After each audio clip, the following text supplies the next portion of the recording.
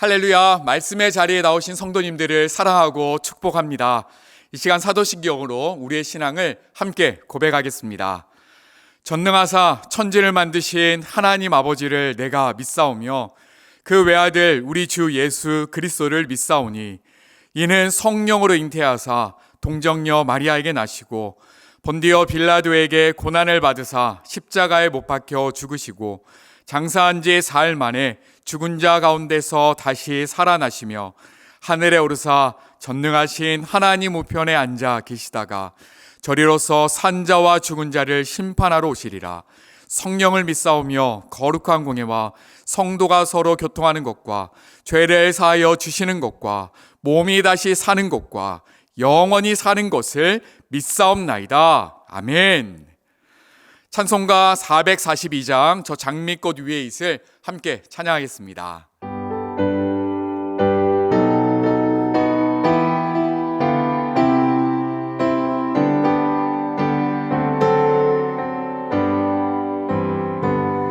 저 장미꽃 위에 있을 아직 맺혀 있는 그때에 귀에 그는 이 소리 들리니 주 음성 분명하다.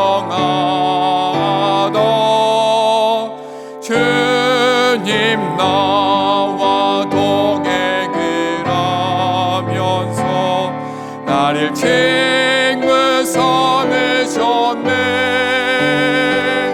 우리 서로 받은 그 기쁨은 알 사람이 없도다.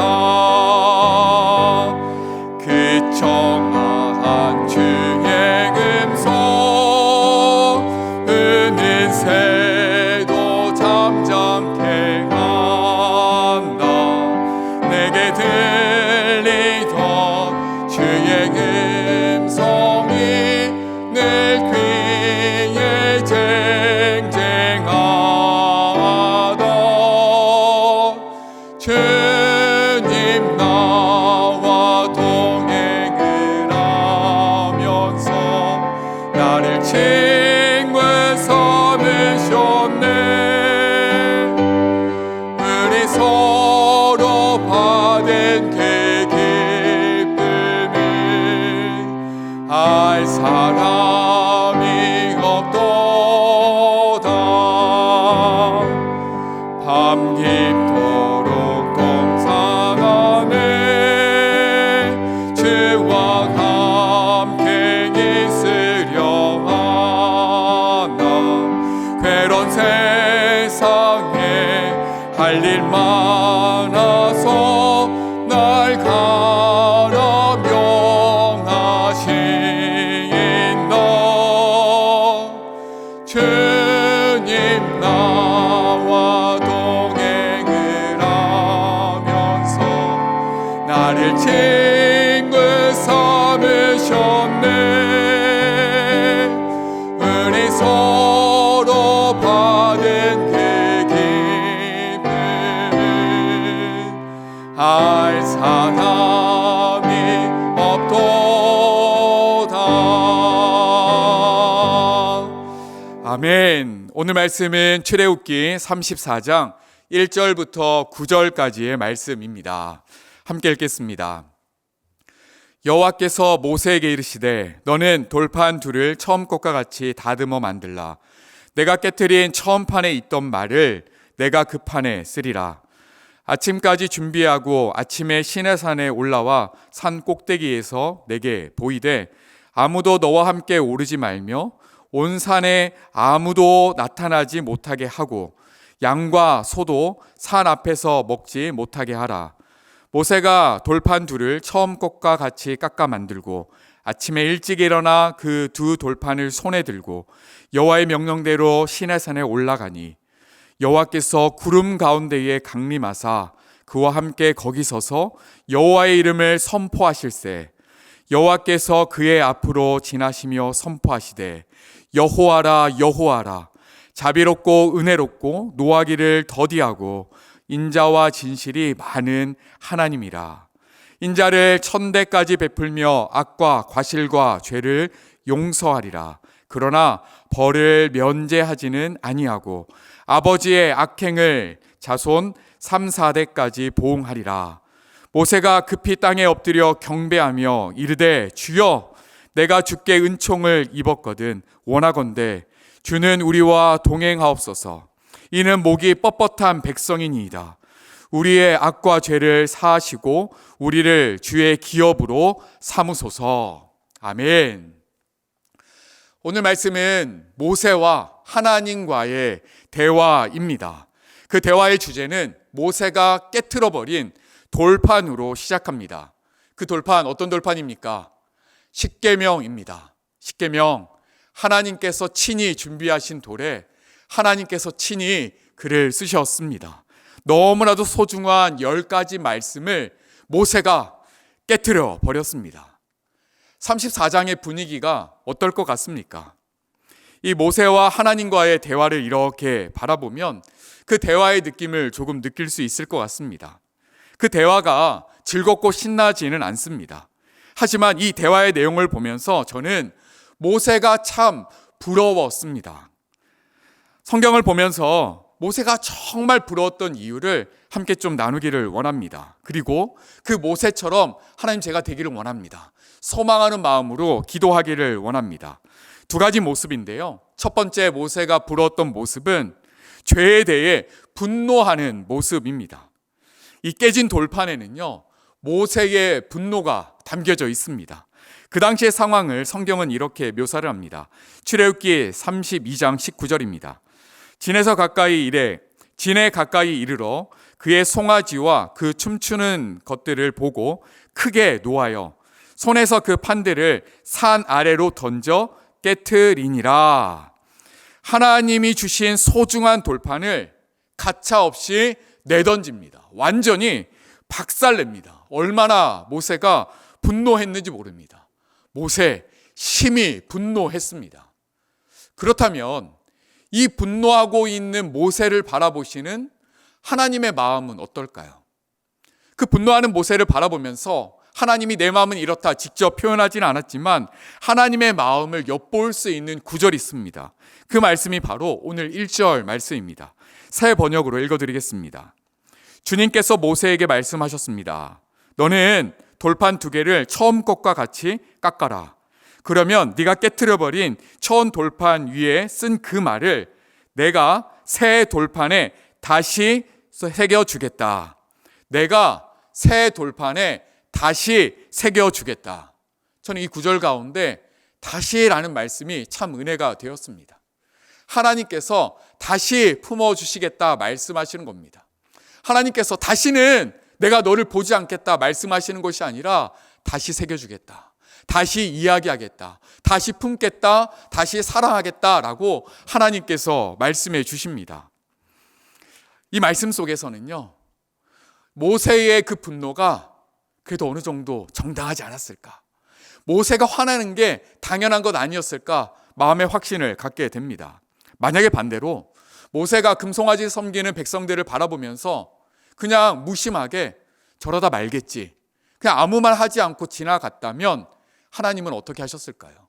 분명 모세와 그 이스라엘 백성을 향하여 크게 진노하시고 벌을 내리셨음이 분명합니다.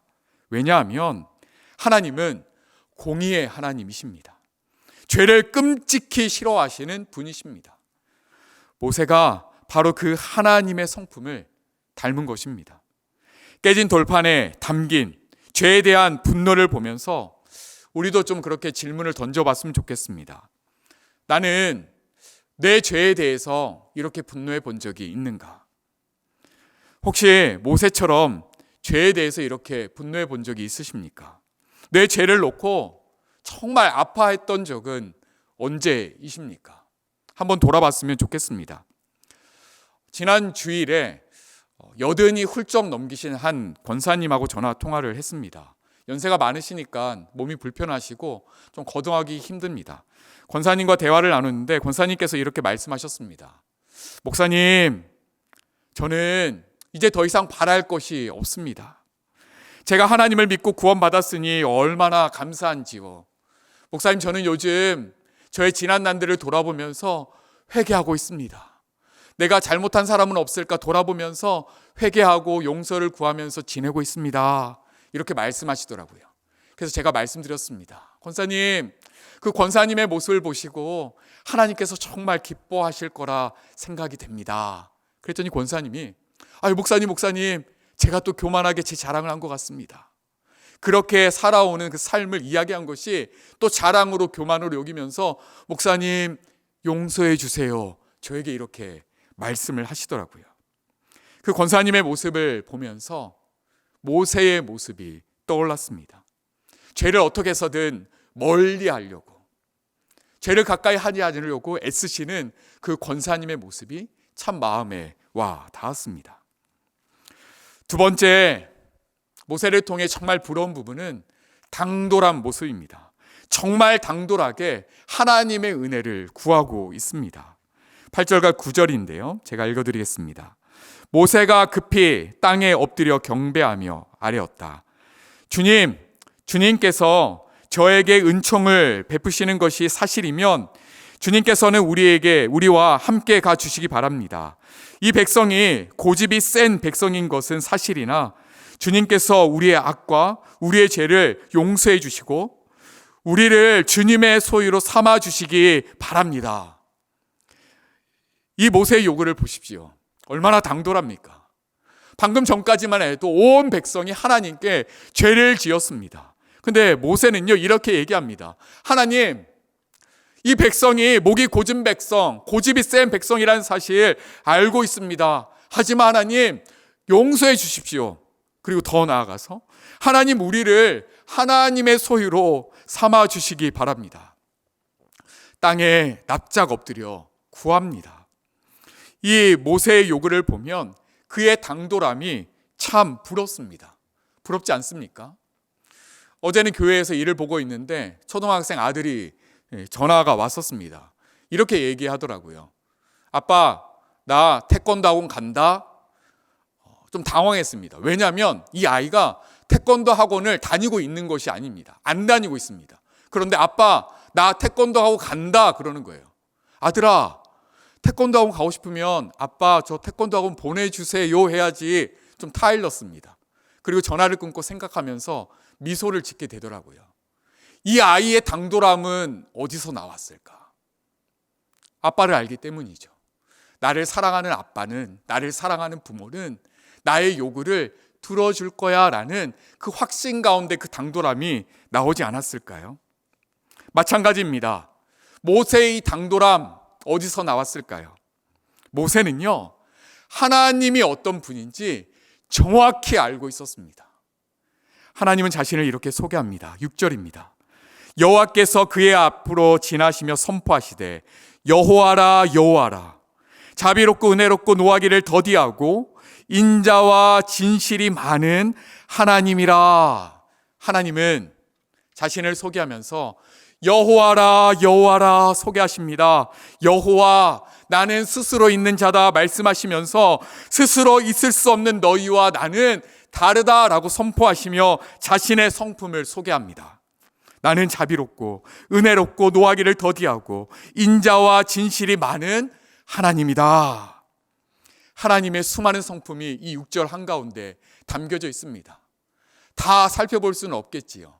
하지만 한 단어, 자비라는 단어를 한번 살펴봅시다.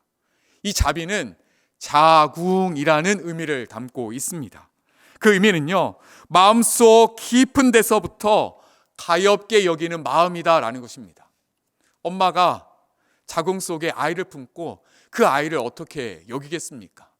아이가 조금씩 커가면서 발로 차기도 하고 팔꿈치로 배를 찌르기도 합니다. 엄마는 어떻게 하나요? 흐뭇하게 웃으며 안습니다. 작고 약한 그 아이를 위하는 마음, 그 엄마의 마음이 이 자비라는 마음 속에 담겨져 있는 것입니다. 6절의 수많은 하나님의 성품을 요약하고 또 요약하면 사랑이지 않을까요? 한결같은 사랑, 변함없는 사랑, 우리 주변에서 도저히 찾아볼 수 없는 한결같고 변함이 없는 사랑, 그 사랑이 바로 하나님입니다. 모세는요, 그 하나님을 정확히 알고 있었습니다. 그래서 당돌하게 요청하는 것입니다. 하나님, 이 백성이 목이 뻣뻣한 것 압니다. 하지만 제가 하나님의 사랑을 알기에 뻔뻔하게 요청합니다. 그러면서 용서해달라고, 그러면서 나를 하나님의 백성, 하나님의 기업 삼아달라고 요청하는 것입니다. 출애굽기 말씀을 보면서 특별히 하나님과 모세와 대화하는 장면을 보면서 참 많이 부러웠습니다. 특별히 모세와 하나님과 대화하는 장면을 성경은 모세가 친구와 대화하는 것 같이 하나님과 대화한다라는 기록을 보게 됩니다. 무엇일까요? 어떻게 이게 가능할까요? 하나님을 분명히 알고 있었기 때문입니다.